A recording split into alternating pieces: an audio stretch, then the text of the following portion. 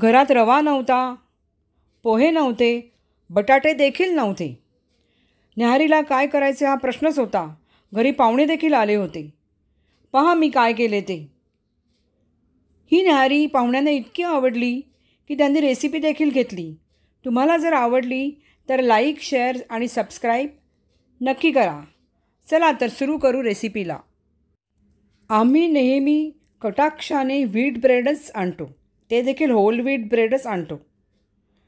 आता ही ब्रेड आपण जेव्हा ओपन करतो तेव्हा त्याच्या प्रत्येक स्लाईसच्या कडा आपण काढून घेतो आणि वरची आणि खालची जी स्लाईस असते ब्रेडच्या पॅकमधली ती सहसा वापरली जात नाही.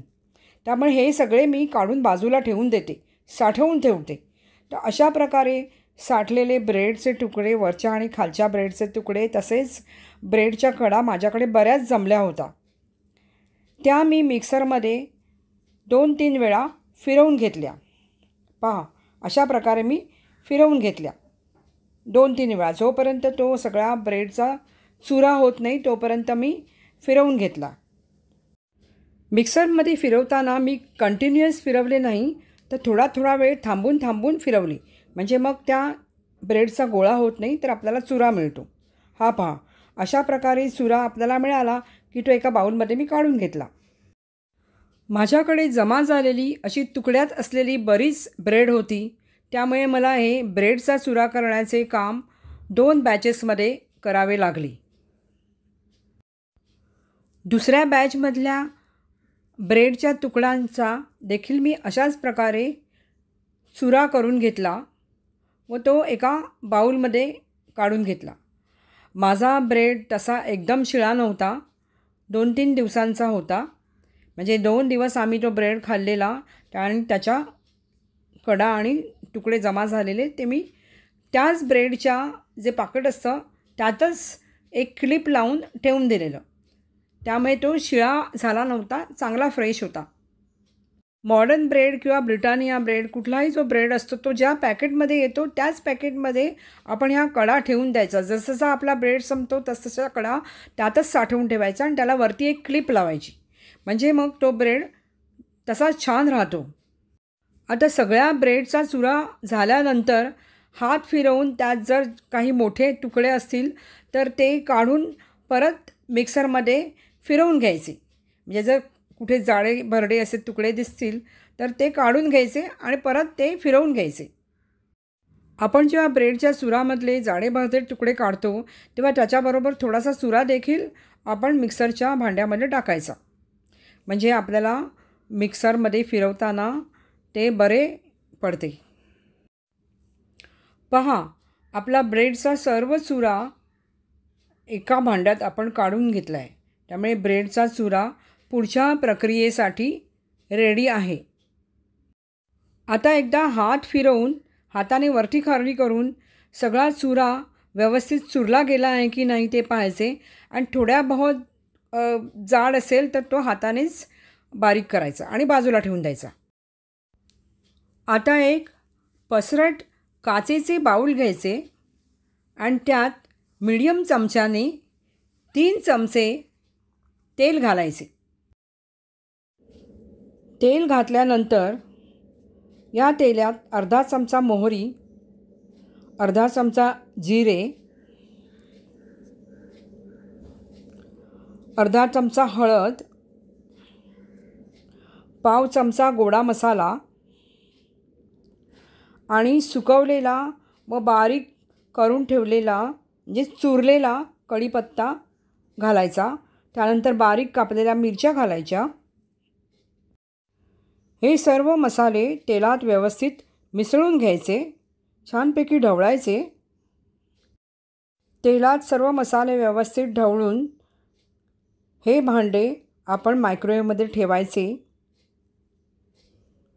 आणि आता 30 सेकंदाचा टाईम मायक्रोवेव्हवरती लावायचा. हा पहा असा 30 सेकंदानंतर एंड सिग्नल दिसला आणि बीप आवाज आला की मायक्रोवेव्ह उघडून भांडे बाहेर काढायचे.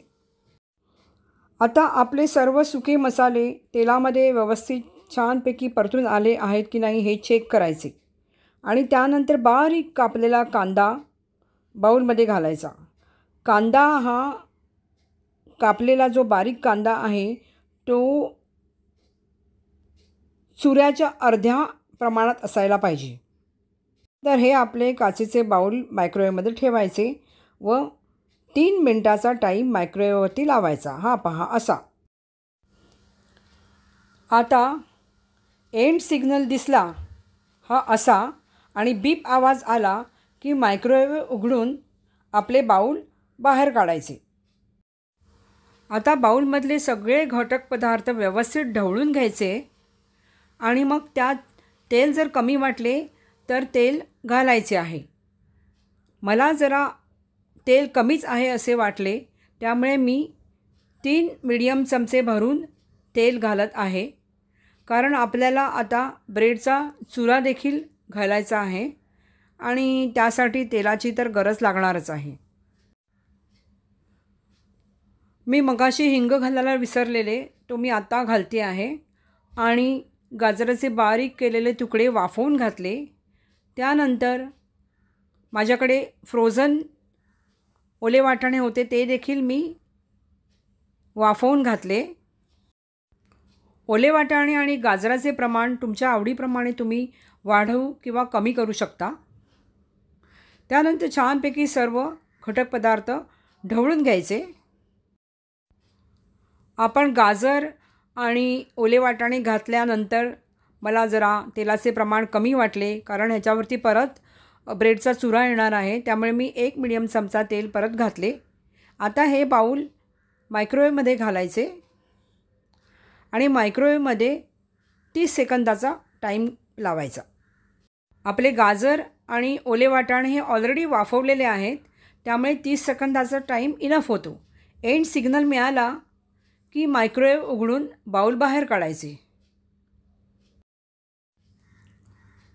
सर्व ब्रेडचा चुरा आधी पसरवून टाकायचा. नंतर उरलेला ब्रेडचा चुरा आपण झटकन टाकायचा आहे. हे सर्व काम फटाफट करायचे आहे.